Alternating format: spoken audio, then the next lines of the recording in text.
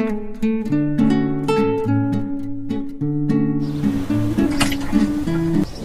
Friends, welcome to Mahathi Sairam channel. ఈరోజు చెప్పబోయే కథ కామయ్య పురాణం.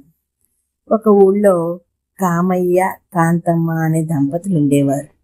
చాలా పేదవారు. ఒక పూట తింటే ఇంకో పూట ఉండేది కాదనమాట, అంత పేదవాళ్ళు వాళ్ళు. అయితే ఒకరోజు కాంతమ్మ కామయ్యని పిలిచి, రోజు ఇలా పస్తులు ఉండాలంటే కష్టంగా ఉంది కదా, పోనీ ఆదివారానికి వెళ్ళరాదా అని అడుగుతుంది. అంటే వెంటనే కామయ్య కోపం వచ్చి, మా వంశం ఏమిటి, మా ప్రతిష్ట ఏమిటి, నేను ఈ ఆదివారం చేయడం ఏమిటి, చావనైనా చేస్తాను కానీ ఏ ఆదివారం మాత్రం చేయను అని చెప్పి గట్టిగా అరుస్తాడు. ఇంకా చేసేదేం లేక కాముగా ఊరుకుంటుందన్నమాట. ఊరుకుని ఒక రోజున వాళ్ళ ఊర్లోన గుళ్ళోకి వెళ్తుంది ఆవిడ పురాణం విందామని. అందరూ వచ్చి శ్రద్ధగా కూర్చుని ఆయన చెప్పే పురాణం వింటారు. విన్న తర్వాత చివర్లో ఎవరికి తోచింది వాళ్ళు ఆయన దగ్గర పెట్టి దండం పెట్టుకుని వెళ్ళిపోతున్నారనమాట. చూసి ఇంటికి వచ్చి అక్కడ గుళ్ళో జరిగిన విషయం అంతా భర్తకి చెప్పి మీరు కూడా బోళ్ళు శాస్త్రాలు చదువుకున్నారు కదా, ఏదైనా గుళ్ళో పురాణం చెప్పరాదా, చెప్తే మనకు 2 రూపాయలు వస్తాయి చేతికి అని చెప్పి అంటుంది. అనేటప్పటికీ ఆ మాట నచ్చుతుంది కామయ్యకి. సరే, ఉన్న ఊళ్ళో ఆల్రెడీ పురాణం జరుగుతోంది అని చేత పక్క ఊరు వెళ్ళి చెప్పాలని నిర్ణయం తీసుకున్నాడు. దానికి మర్నాడు పొద్దున్నే కాంతమ్మ 2 మైళ్ళు పాపం నడుచుకుంటూ వెళ్ళి ఆ ఊర్లో ఉన్న జనాలందరికీ కూడా ఈరోజు సాయంత్రం గుళ్ళో పురాణం నా భర్త చదవబోతున్నాడని చెప్పి వచ్చింది.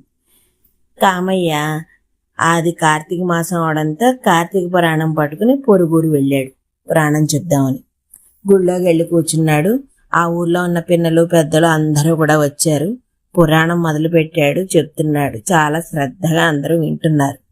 పురాణం మధ్యలో దొంగతనం చేయడం మహాపాపం అని వచ్చింది.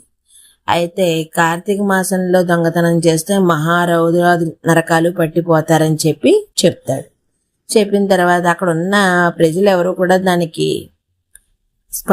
స్పందించినట్టుగా అనిపించదు ఆయనకి. దాంతో వీళ్ళకి అర్థమైనట్టుగా లేదని చెప్పి ఆయన ఎదురుకుండా కూర్చున్న ఒక కాపును ఇంకొక రెడ్డి వీళ్ళిద్దరూ కూర్చుని ఉంటే ఆయన రెడ్డిని చూపించి, ఆయన దగ్గర 1000 రూపాయలు దొంగతనం చేశాడు అనుకోండి అని చెప్తాడు. దాంతో ఇంక రెడ్డికి విపరీతమైన కోపం వస్తుంది. నేనే డబ్బు ఉన్నవాడిని, నేను వాడి దగ్గరికి వెళ్ళి ఎందుకు దొంగతనం చేస్తాను, నాకేం అవసరం, అసలు నువ్వు నీ పురాణం మండినట్టే ఉంది, పురాణం చెప్పబోయా అంటే నన్ను దొంగం చేస్తావా, చాలే నువ్వు నీ పురాణం ఏడిసినట్టుందని చెప్పి అక్కడి నుంచి లేచి వెళ్ళిపోతాడు కోపంగా. ఊర్లో పెద్దవాడు, డబ్బున్నవాడు ఆయనే వెళ్ళిపోతే ఇంక ఊర్లో జనం ఏం కూర్చుంటారు, ఒక్కొక్కలుగా మొత్తం అందరూ లేచి వెళ్ళిపోతారు. దాంతో ఆ రోజు పురాణం అబాస్పాలు అవుతుంది. 1 రూపాయి కూడా ఆయనకి రాదనమాట. ఇంటికి వచ్చిన తర్వాత కాంతమ్మకు జరిగిన విషయం చెప్తాడు. ఇలా కాదని చెప్పి మర్నాడు ఇంకో ఊరు వెళ్ళి, ఈరోజు సాయంత్రం నా భర్త గుళ్ళో పురాణం చెప్తాడు, అందరూ రండి అని చెప్పి మళ్ళీ చెప్పి వస్తుంది ఇవిడ. ఆ రోజు సాయంత్రం మళ్ళా కామయ్య పురాణం పుచ్చుకొని వెళ్తాడు గుళ్ళో కూర్చుని చెప్పడానికి. ఈసారి కామయ్యతో పాటు కాంతమ్మ కూడా వెళ్తుంది. వెళ్తే ముందు వరుసలో కాంతమ్మ, పక్కన ఇంకో ఆమె కూర్చుని ఉంటారు.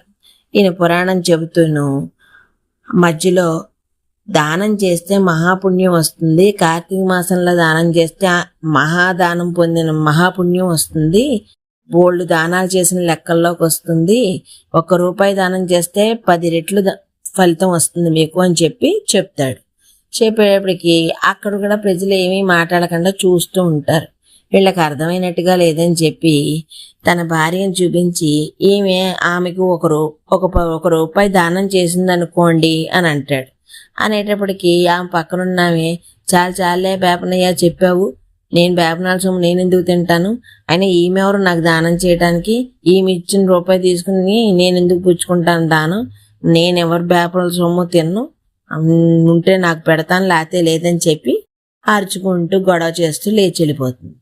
వెళ్ళిపోయేప్పటికి వెళ్ళినామేమో ఆ ఊరు మునసబ్బు గారి భార్య, పెద్ద ఆవిడ. దాంతో అక్కడున్న జనాలు కూడా ఆవిడ వెనకాలే వెళ్ళిపోతారు. 2వ రోజు కూడా పురాణం అబాస్పాలయ్యింది. ఇంకా చేసేది ఏమీ లేక భార్య భర్త ఇంటికి వచ్చేస్తారు. వచ్చిన తర్వాత ముచ్చటగా 3వసారి ప్రయత్నం చేద్దామని చెప్పి ఇంకో ఊరు వెళ్ళి ఆ ఊళ్ళో గుళ్ళో కూర్చుని ఉంటాడు పురాణం చెప్పడానికి. తను తన భార్య ఇంకెవరికి వెళ్ళి చెప్పరు రమ్మని. తన భార్యకే కార్తీక పురాణం చదివి వినిపిస్తూ చెప్తూ ఉంటాడు. అయితే ఆ దారిన ఈ దారిన వెళ్తున్న వాళ్ళందరూ వింటూ కాసేపు ఆగి అక్కడే కూర్చుని వింటూ మళ్ళీ వెళ్తూ అలా చేస్తూ ఉంటారు. కొంచెం సేపు అయ్యేప్పటికీ పిలవకుండానే జనాలందరూ వచ్చి కూర్చుని పురాణం వినడం మొదలు పెడతారు. వింటుంటేను ఆయన చెప్తున్నప్పుడు ఆ పురాణంలో బ్రహ్మహత్య మహాపాతకం అని చెప్పి వస్తుందన్నమాట. ఆ మాట వీళ్ళు ఎవరికి అర్థం కాదు. అర్థం కాలేదేమో అని ఈయన అనుకుంటాడు. వాళ్ళకి అర్థమైంది నిజానికి, కాకపోతే అది ఈయనకి అనుమానం. అందుకని ఈయన ఎదురుకుండా కూర్చున్న బ్రాహ్మణ్ణి చూపించి ఈయన నేను ఒకవేళ హత్య చేశాను అనుకోండి అంటాడు. అనగానే ఆ బ్రాహ్మణులు లేచి వచ్చి నన్ను చంపుతావా, ఇది చంపు చూస్తాను, నీ వల్ల అవుతున్న చంపు చూస్తానని చెప్పి శుభ్రంగా 4 పిడిగుద్దులు గుద్ది అక్కడి నుంచి వెళ్ళిపోతాడు. చిల్లర రూపాయలు పడకపోగా ఒళ్ళంతా హోనం అయిపోయింది కామయ్యకి. డబ్బు రాలేదు సరికదా, ఉన్న ఒంట్లో ఓపిక కూడా ఖర్చు అయిపోయింది. అందుచేత ఇంకా జన్మలో పురాణం జోలికి పోకూడదని చెప్పి నిర్ణయం తీసుకుంటాడు.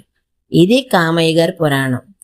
అయితే ఈ కథలో నీతి ఏంటంటే, మనకు చేతకాని పని మనం చేయకూడదు. చేస్తే దానివల్ల మంచి కన్నా కీడు ఎక్కువగా ఉంటుంది.